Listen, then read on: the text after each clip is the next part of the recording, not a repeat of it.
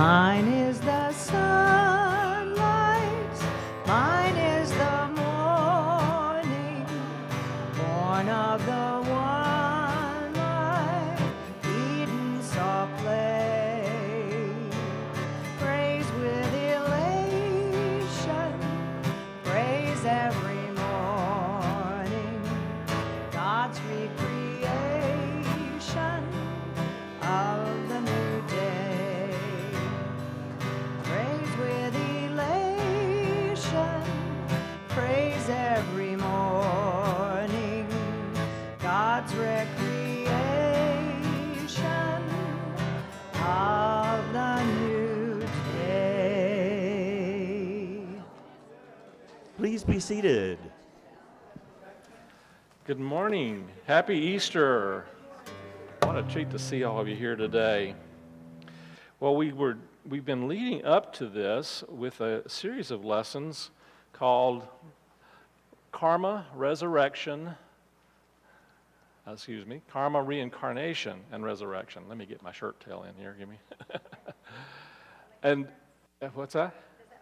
It does, yeah.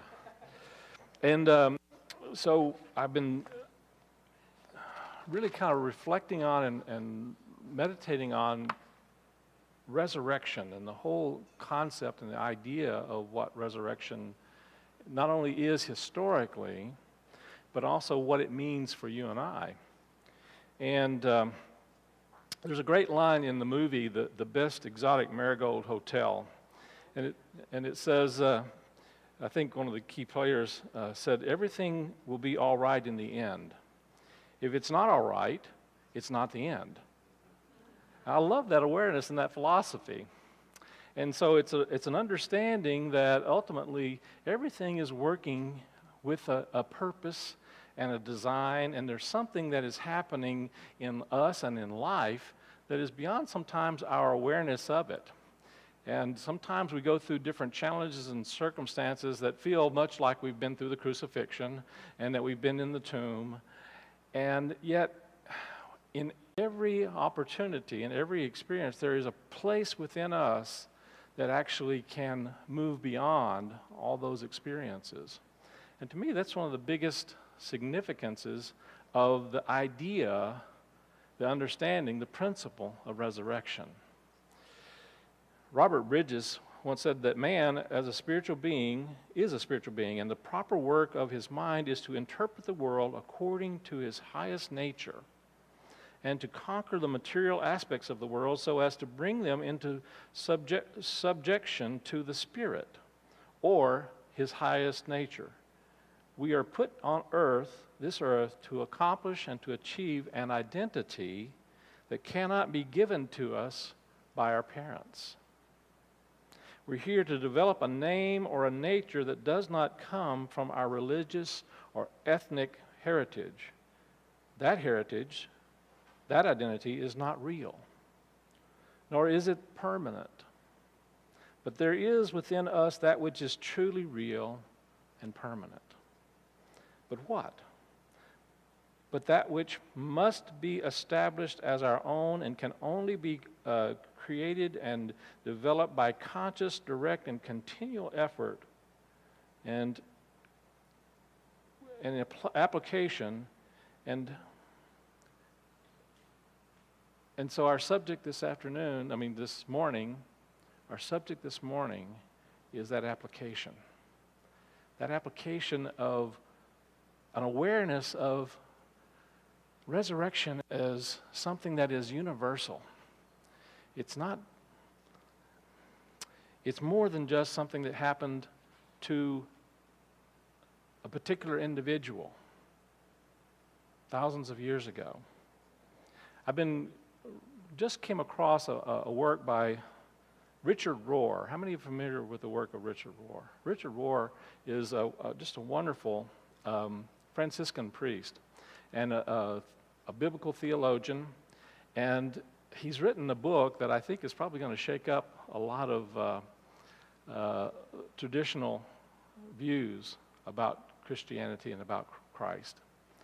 He wrote a book, and it's a new one that's come out, called The Universal Christ.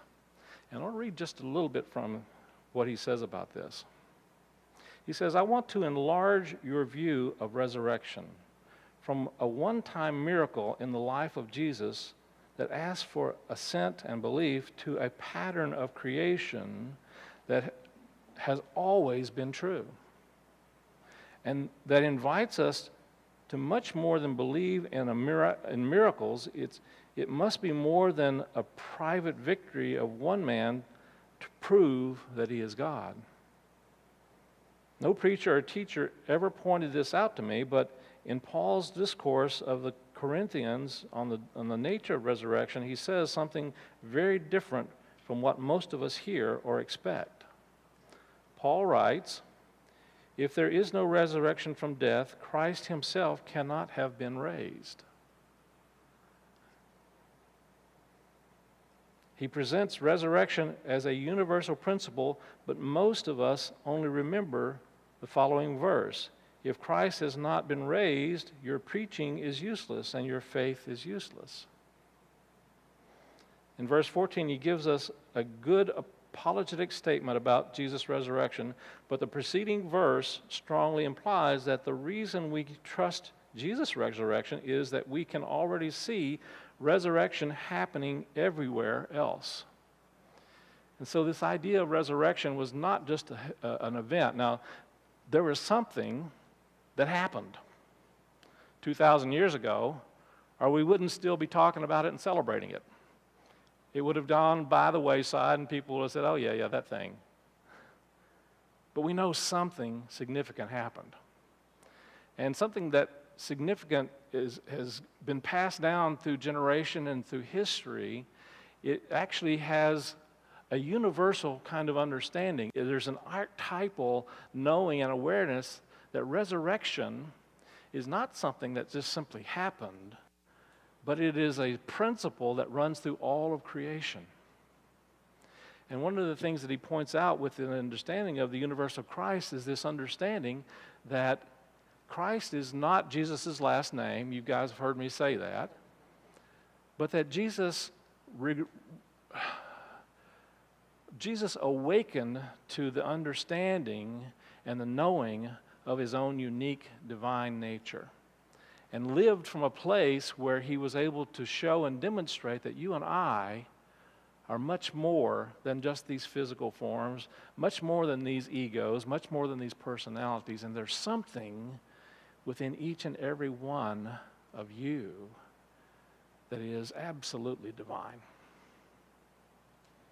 And part of our unfolding in this idea of resurrection is to move past the limiting thoughts and ideas that we have about ourselves as physical beings, as these individual ego personalities, to recognize that there is a greatness and a beauty and a wonder that's at the very heart of your being, and your being, and your being, and your being, and your being. You know, one of the things that I love about unity is that unity is a way of experiencing both the mystical aspects of our spiritual nature, but it's also a metaphysical understanding. And the difference between those two is that a mystic is one who really has learned how to see the divine in everything and in everyone, including themselves. And I would say that we're all evolving mystics. That part of our unfolding is to begin to recognize that in every situation, every circumstance, everything, every person, ultimately there's something that is beyond that physical expression. Now, the metaphysician is one who really looks for what is beyond that physical expression and listens for and looks for what that means and what that is trying to teach and what that is trying to say. And so there's a great symbolism that everything ultimately in some way is reflecting an expression of the presence of God. And it means something not so much, it means something really to our own soul evolution. It means something that allows us to see beyond just the everyday kind of activities that we go through in life, so that we can look at that and say, what is that reflecting from within me? What is it that's going on that I'm not seeing? And what is it that is showing up in my life out here that is really reflecting something inside of me, either as a direct reflection or perhaps as a mirrored reflection? Sometimes things show up in life that are sometimes counter to what's going on inside of us. And it's still showing up because it's coming through you and I as creative beings.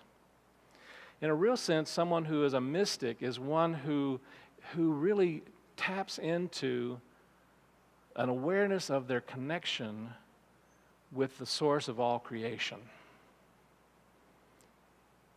That's what Jesus did. I believe he tapped into his knowing of the source and his connection with the source of all creation when he said, "The Father and I are one." And what to me that says is that the Father, which is the word that I believe was probably used, is more closely related to the word sire. And the word sire comes from the same root word as the word source. And so what I think Jesus was really implying and really saying was the source of all creation, the divine, and I are one. And so he was tapping into a knowing that he had within him an essence that is the very creative principle itself at work in life. And the powerful thing is, he said, "The things that I have done, ye shall do also, and even greater things." Eric Butterworth tells a story, or told a story, that he was traveling on an airplane with, and found that he was sitting next to a minister of another denomination, a more traditional kind of understanding, and they were having this interesting discussion. And Eric asked him, what does your denomination think, and how do they understand when Jesus said, "The things that I have done and even greater things shall ye do"? And the minister kind of looked a little sheepish, and he says, "Well, to tell you the truth, we just assumed he hadn't said it."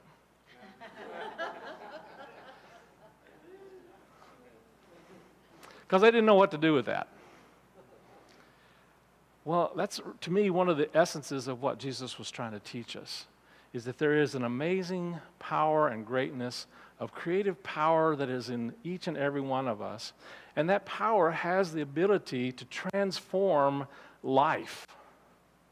It has the ability to shape life. It has the ability to allow life to show up for us in ways that are absolutely phenomenal and also at times very challenging. At times very, what we would see from a human perspective, even tragic. You know, there's a lot of emphasis that's placed on what leads up to the celebration of Easter. Have you noticed that?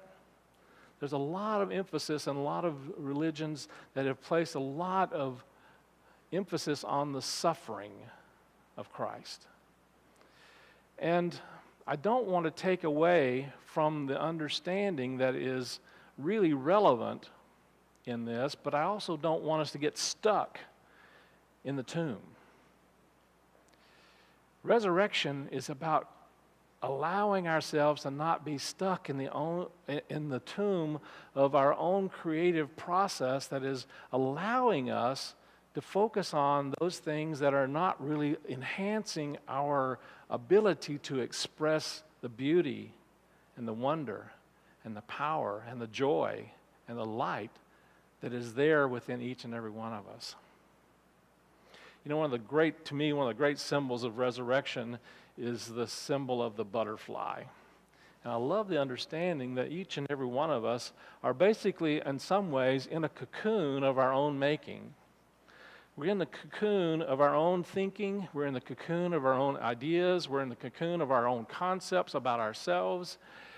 And yet at the same time, one of the things that I remember reading an article about a caterpillar that's in a cocoon, and the caterpillar actually begins to morph in such a way that at certain points there is no caterpillar, there's just this goo. And sometimes we find ourselves going through life and we find ourselves kind of stuck in the goo. You ever felt like you were stuck in just the goo? There's something going on that's moving us into a greater expression, but we haven't gotten there yet. We're still kind of wrestling with just being in this cocoon place, this place where we really haven't been able to fully let go of those things that are not serving us anymore and fully moved into a knowing of our possibilities and our experience and expression of those. And so you and I go through a transformation. And that transformation sometimes doesn't look like fun. It sometimes feels like we're getting stuck in the goo, but the reality is everything has a purpose and a reason, and it's there to help form us and shape us into this greater possibility of our unique divine nature, that Christ within.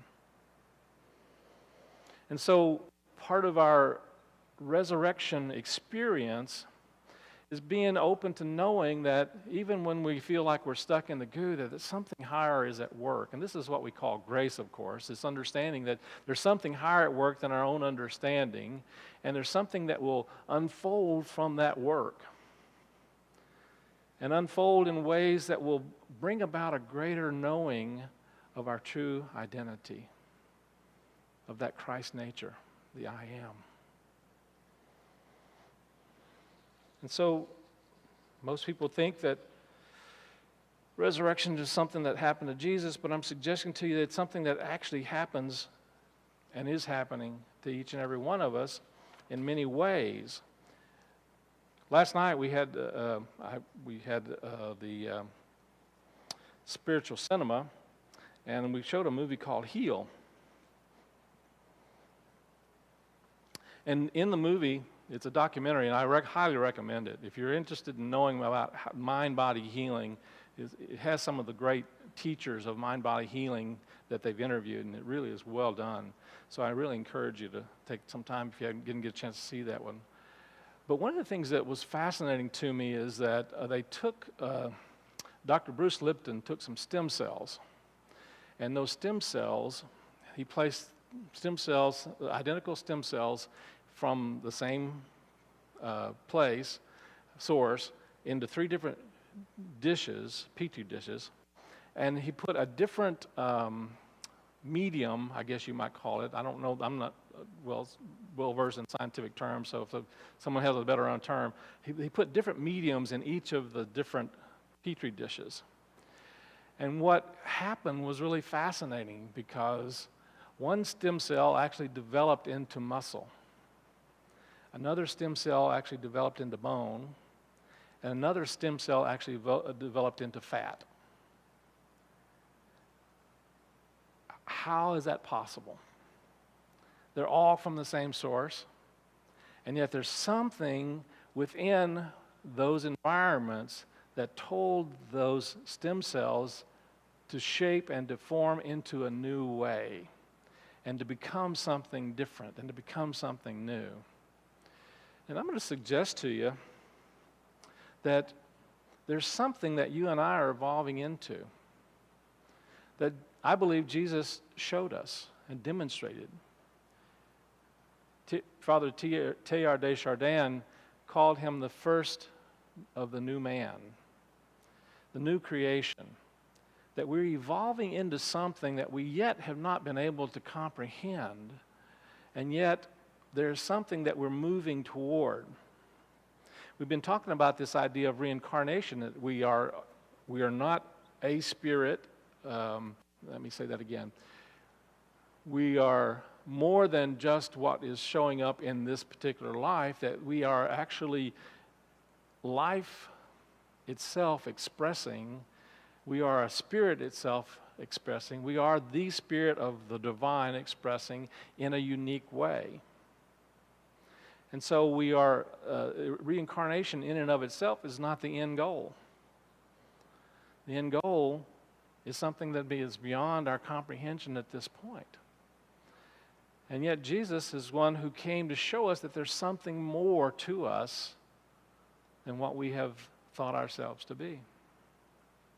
And so we are here this morning to be open to letting go of those things that are not really holding us, not really moving us toward a greater experience of what that is. Now, it may be considered a great mystery because as Paul says, for now we see darkly, as through a glass darkly, but then we shall see face to face. So we're evolving into a greater knowing and awareness of our possibilities. And so the whole story of the crucifixion, the entombment, and the resurrection is really something that is about you and I letting go of the limiting thoughts and ideas, the darkness and the feelings of feeling stuck or trapped into a way of thinking and a way of living and a way of looking at life, or a way of perceiving things, so that we can see beyond and come into a greater knowing of the greater possibilities. The truth of the matter is that can happen every day of our life, can it? If we're open to that possibility, we can look beyond and ask ourselves, is this really the truth of my limitations? Is this really all that's within me? Am I really stuck in this particular situation? Is there another possibility that I can be open to, that I can look for, that I can look to? So you can think about circumstances and situations in your life and just ask yourself the question, am I stuck in the tomb of thinking a particular way and that there's only one way that this can happen? Or is a greater possibility available that I can learn and listen to and move through and come from? Well, we're going to go through a ceremony here in a moment that's about letting go of those things that are holding us back and moving into a greater possibility of that creative power that works in and through us. How many of you, when you were in school, grade school maybe, had the opportunity to go out and catch tadpoles? And anybody go out and catch tadpoles? Did you have the opportunity to keep them and see as they began to morph? And before you know it, these little tadpoles had legs, or sort of legs. They started off as just kind of sort of legs. And the interesting thing is they're not taking any food when they're going through that transformation. What they really do is consuming those parts of themselves that they don't need anymore to produce something new, to produce something different. I think that's a great metaphor for what you and I are doing also. We're not taking things from the outside to really define who we can be. We're really listening and taking those parts of ourselves that are no longer serving us and letting them be transformed into something that is bringing forth greater light, bringing forth greater understanding, greater clarity, greater peace and power and love. It's a beautiful awareness that you and I are basically tadpoles. And we're in the process of becoming full frogs. Or something even more. So we go through this ceremony today with an understanding that it's a symbol, and this is going to be our moving and walking and talking and breathing meditation. And so I invite you, as we begin this service and this ceremony, to take it on as a transformative, reflective, meditative experience, and be open to letting go of those things that are not really serving you anymore, and allowing them to be the energy that you've been holding in those to be transformed into something. And you don't necessarily have to sprout legs, but you may be sprouting wings. And be open to sprouting wings. Charles, if you'll go ahead and begin our...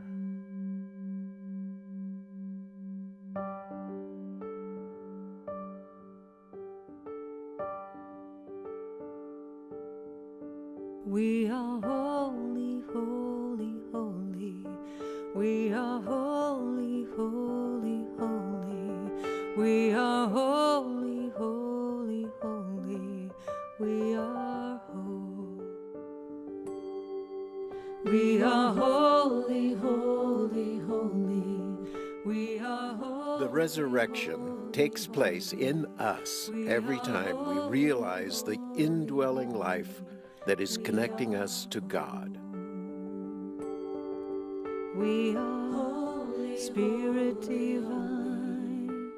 A new flood of life comes to all who open their minds and their bodies to the living Word of God. Healing me. Open my heart. Allow me to see beauty and love. We are holy. Lives in me. You are holy, holy, holy. You are holy, holy, holy. You are holy, holy, holy. You are holy, holy, holy. You are holy, holy. We now open our whole being to the Christ within, the pure essence of our true being. Together, we pause in adoration before the pure essence of divine being. And so let's affirm our Lord's Prayer. Our Father, Mother, who art within us, wholeness is your nature. Your kingdom come, your will is done, in earth as it is in heaven. You give us this day our daily bread, and you forgive us our debts as we also have forgiven our debtors. You lead us not in temptation, but deliver us from error. For you are the kingdom and the power and the glory forever. Amen. I affirm one God Almighty, peace, love, joy, and life, Father, Mother, and Creator of us all, in whom we live and move and have our being. Together?